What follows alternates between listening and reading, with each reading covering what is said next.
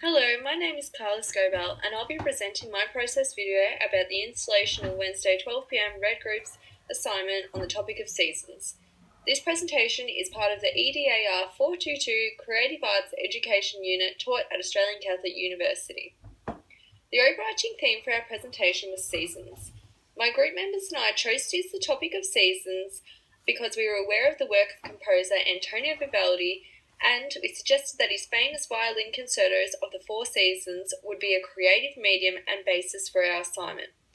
Secondly, we also agreed the topic of seasons is relevant to education and it would be an engaging and useful way to tie our subject areas and art domains together, as well as incorporating interdisciplinary studies and educational learning theories.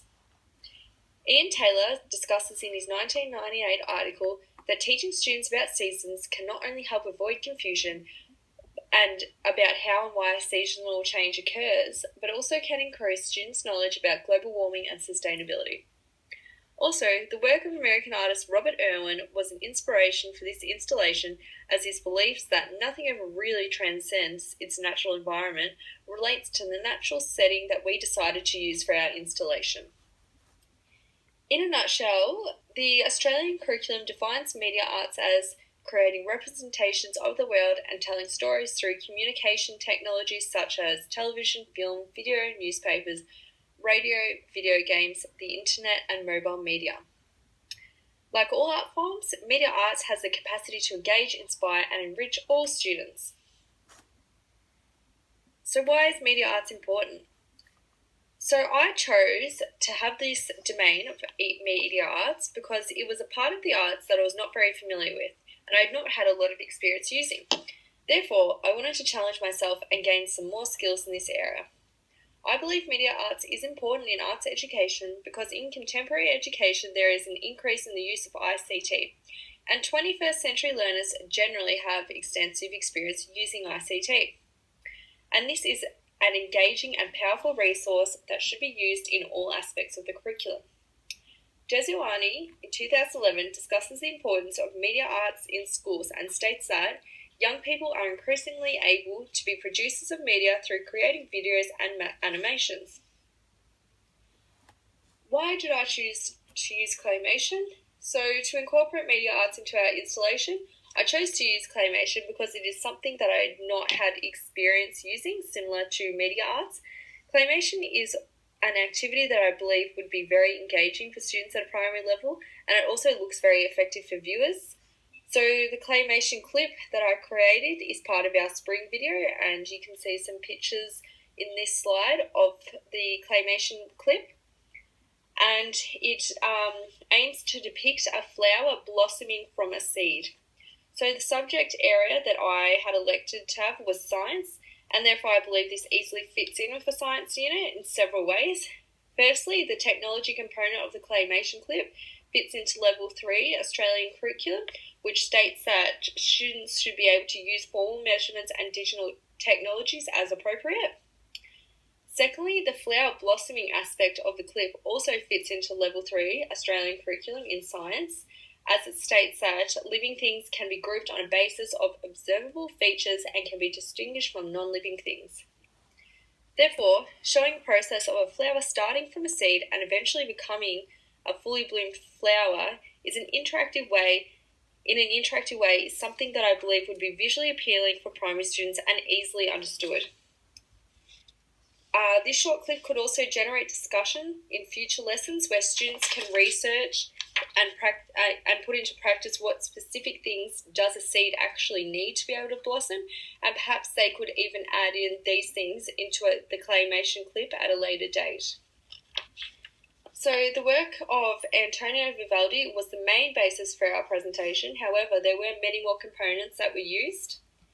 Firstly, we decided to film our presentation in the Fitzroy Gardens, which we thought would be visually appealing for viewers, and having a natural setting in conjunction with video editing would also make it easier to clearly depict all the four seasons.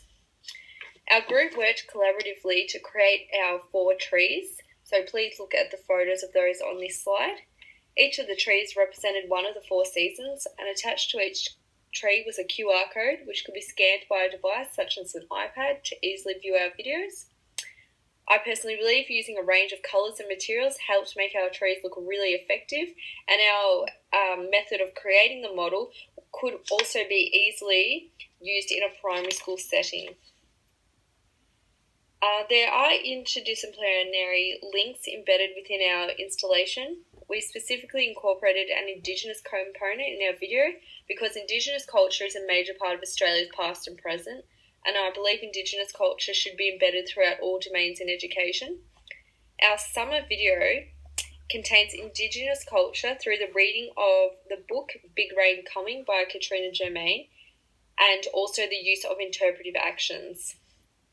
Berendt states that Australia will never matter as a nation unless we know what our roots are. Our roots lie firmly in Aboriginal culture. Australia didn't start in 1770, and unless we learn about Australia as a whole, we have no foundation to build on.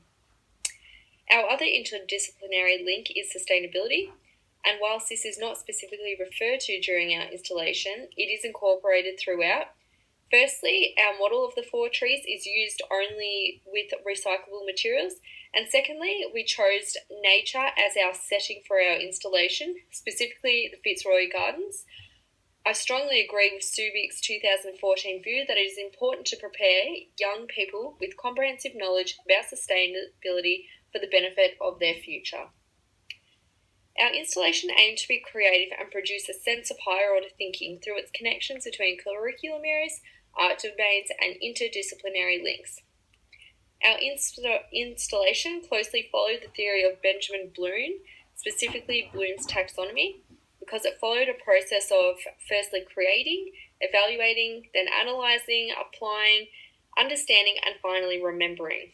In doing this, not only were we successfully able to create an installation that was informed, collaborative, and engaging, but I personally gained a new set of skills and knowledge about creativity, taking risks, analysing what worked well and what could have been done better, and interpreting this to inform my own learning and future teaching. Lastly, I believe our installation relates to Lev Vygotsky's theory that community plays a central role in the process of meaning making. I believe this links back to the interdisciplinary links of Indigenous culture and sustainability, as the knowledge of students have about the community or world around them will help them grow into informed, culturally aware, and understanding human beings. Thank you very much for watching my process video. I hope you have gained some insight into the learning process that was involved in the making of our installation. I also hope others will be inspired to take risks, be creative, use research, and challenge yourself to try new things as I endeavoured to do throughout the EDAR 422 subject. Here are my references if you would like to seek more information.